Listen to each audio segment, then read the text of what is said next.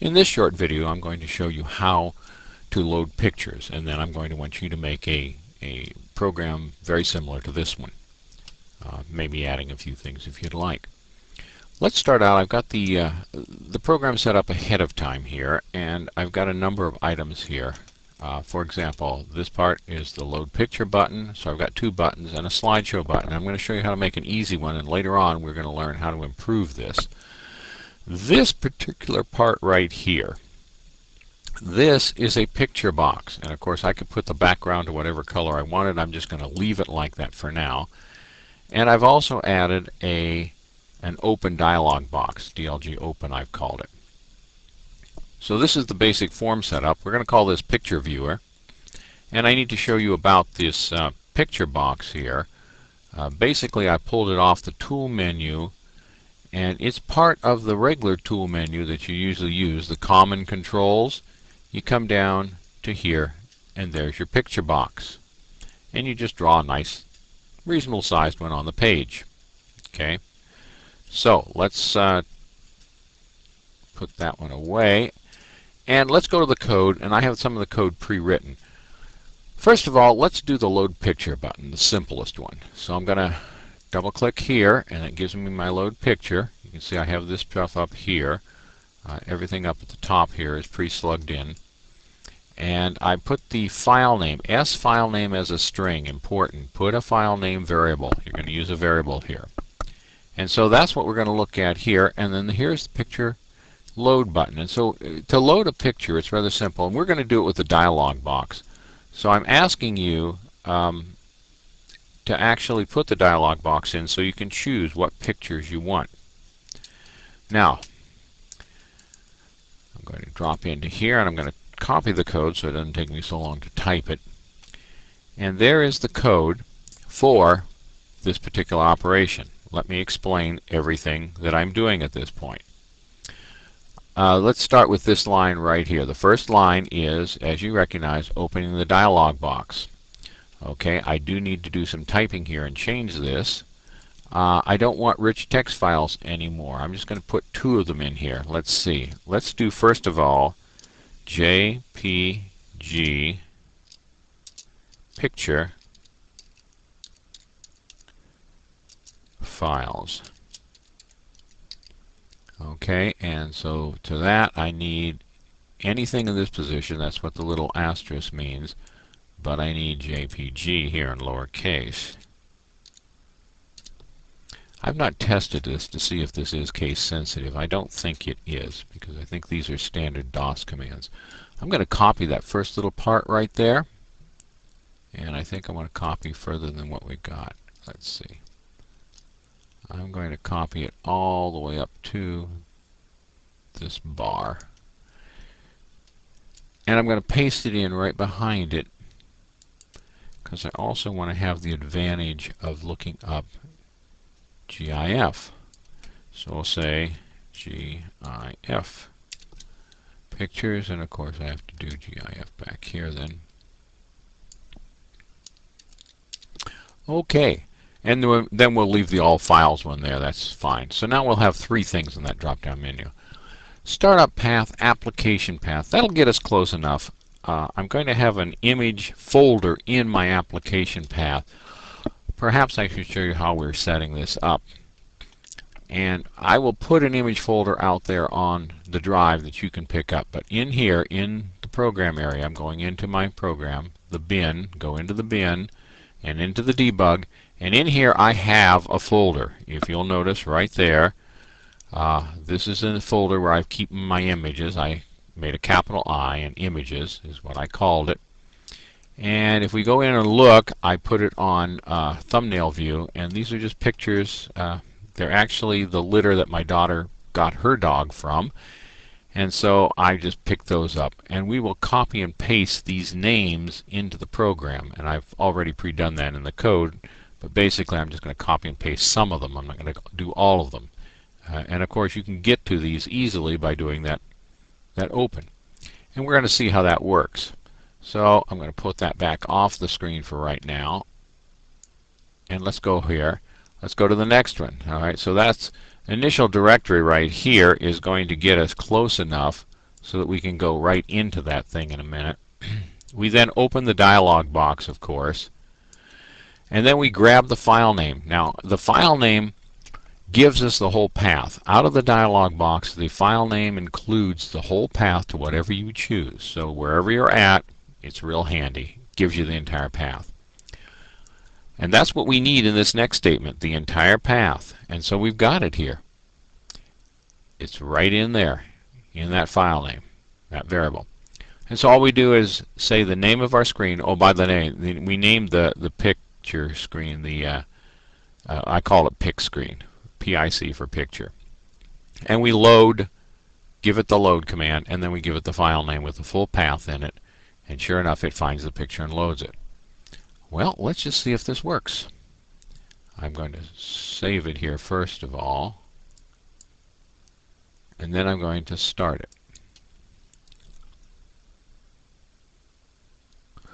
Okay, it's running. It's actually running over here. Here we go. I dragged it on there. This is the button we were programming just now. If I click it, sure enough, I get an open box coming up. This is in the debug directory. You can see right up here. It's in the debug directory. Okay, you can see here's JPEG right down here. Let's just drop that down. You see all three of them, JPEG, GIF, and then all files. If you wanted to see all the files, let's just take a look. There's all the files in that directory. Going back to my JPEG files. I'm going to go into image. Actually, let's do GIF files because I don't have any GIF. And watch what happens. If I go GIF files and I go into image, nothing. But if I go back to JPEG files, there they all are. Those are the pictures. And if I really want to see what I'm getting, I can go do thumbnails, and there I can see what I'm getting. Let's see. Let's choose puppies playing. Okay, so I pick that one. I say open, and sure enough, it opens in my picture screen. All right, so that part works nicely. Let's take a look at a few things on this picture screen. Let's look first of all. Let's see, I'm going to close it. Let's go for loading another picture. I'm going to load another picture. This time, let's look at Dolly and Passy. It's the first one up here. So I'm going to click on it and say open. And there's that. Notice we got two dogs over here and this dog right here. Okay, I want you to notice that this is what's shown in this picture. Because we're going back to the main screen and taking a look at the design of this thing. If I click on my basically my picture box, there's a little arrow up here at the top.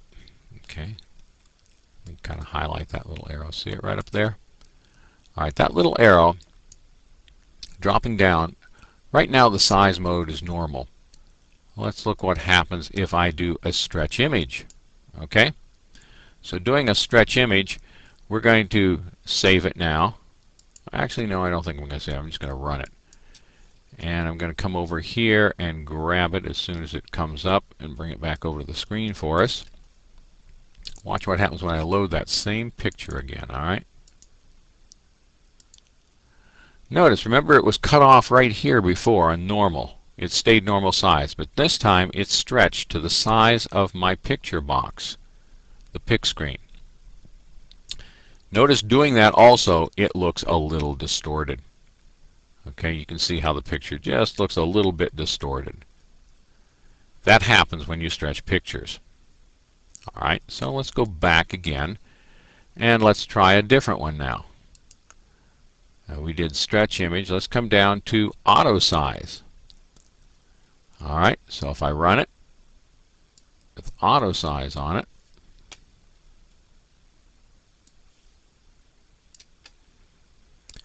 loading my pictures, going to get, let's see, Dolly, Donnie, and Patsy, I guess, are the three dogs.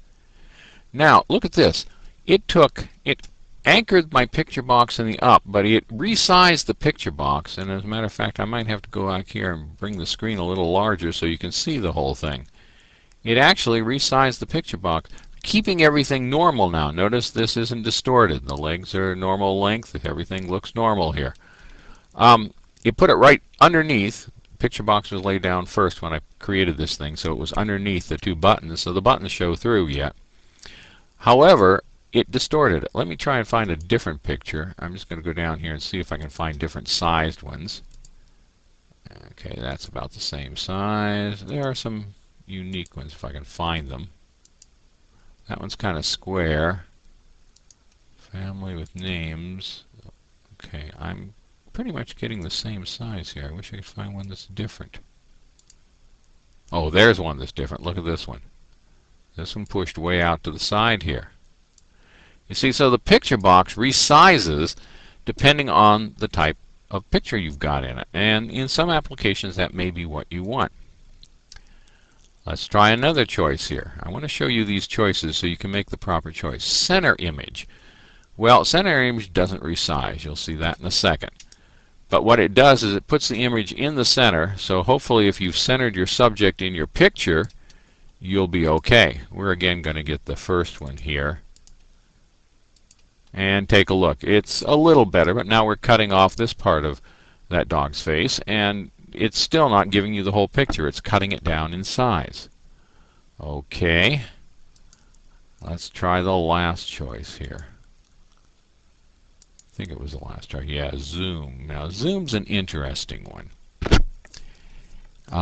And it may be the one most people like. It doesn't make the image box bigger, or the picture box bigger. Let me show you here. It instead keeps the picture from being distorted, but makes sure it fits within the boundaries of the picture box. So zoom is kind of a nice one. It shrinks the picture in what direction you need. You notice it didn't fill it out here. Let's go to another picture. Let's see, where was that one? Family with names, I think, was a big one, right? And there it is. It puts it all within, but makes sure that it stays undistorted. So those are your possibilities of picture boxes. And I'm going to leave it with that one when we go to the next one now. Okay, so our picture box is that way. The next button we want to do is we want to do slideshow. So let's get our application here. And I'm going to just copy the code from over on this side and put it in here. Let's see. I'm going to need to dim another variable. Select OK. And we'll just drop this code in first. And while you're looking at that, I'll go out and get this other variable that I've dimmed here, which is the I. And we'll put it right here.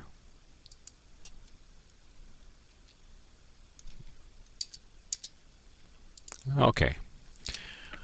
I dimmed another variable, an integer variable, because I'm going to use this as a counter to help me jump through different pictures. I went out and I just simply copied and pasted the picture, the name of the picture, onto this program. So I went out and I got the picture and pasted it here, and I just am going to put it in as the file name. Now the problem with this is that this is not the whole file name. This is not the whole path. This is simply the file name.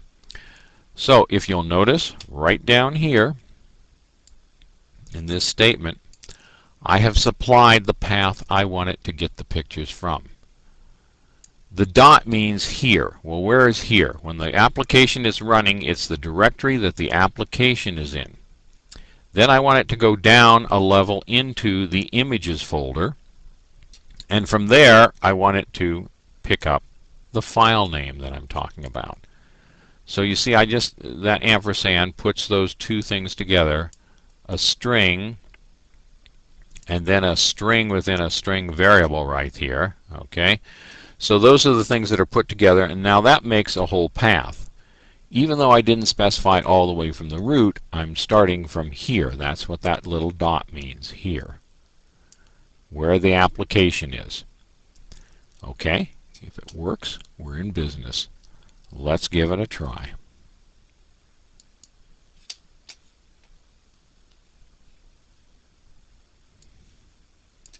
Here goes, slideshow. There's one. That would be the Dotsy and Patsy. Let's see, I should move this up so you can see the names are going through. That's the Dottie and Patsy. Now let's see, let's go for family with names. There we go. And there's Mom. And there's Dolly, Dottie, and Patsy rather. And there's Mandy nursing. That's the mom. and there's a dog with pink feet. Okay?